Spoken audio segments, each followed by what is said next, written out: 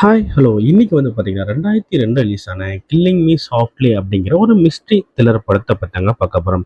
இந்த படத்த பார்க்கறதுக்கு முன்னாடி நம்ம சேனல நீங்க இன்னும் சப்ஸ்கிரைப் பண்ணாம மறக்காம சப்ஸ்கிரைப் பண்ணிருங்க.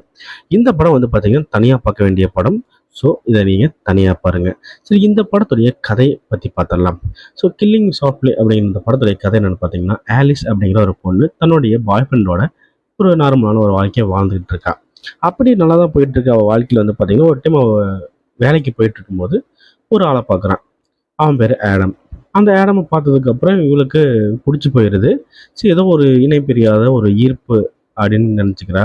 சரி, அந்த பையன் யார் என்னதுன்னு ஆஃபீஸ்லேருந்து எட்டி பார்க்குறா. கடைசியில் அந்த பையனையும் அந்த ஆடம் அப்படிங்கிற ஹீரோவை வந்து ஹீரோயின் பின்னாடியே ஃபாலோ பண்ணுறான். ஒரு கட்டத்தில் ஹீரோயின் ஃபாலோ பண்ணுறத ஆடம் பார்த்துட்றான்.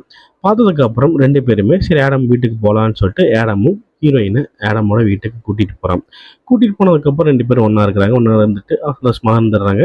ஹீரோயினுக்கு அது ரொம்ப பிடிச்சி போயிடுது. இருந்தாலும் கொஞ்சம் கில்ட்டியாக இருக்குது. ஸோ நம்ம ஒரு பாய் ஃப்ரெண்டு வீட்டில் வச்சுக்கிட்டு இந்த மாதிரி பண்ணிட்டோமே அப்படின்ட்டு.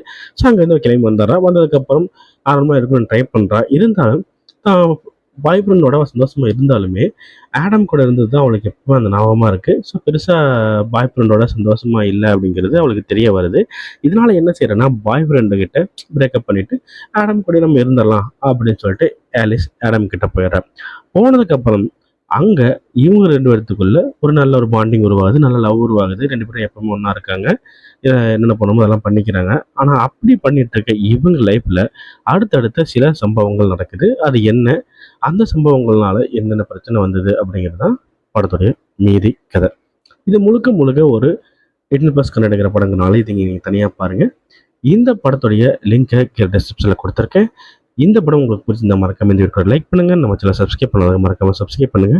நாளைக்கு இதை விட ஒரு சூப்பரான அருமையான ஒரு படத்தை எடுத்து உங்களை வந்து பார்க்குறேன். பாய்.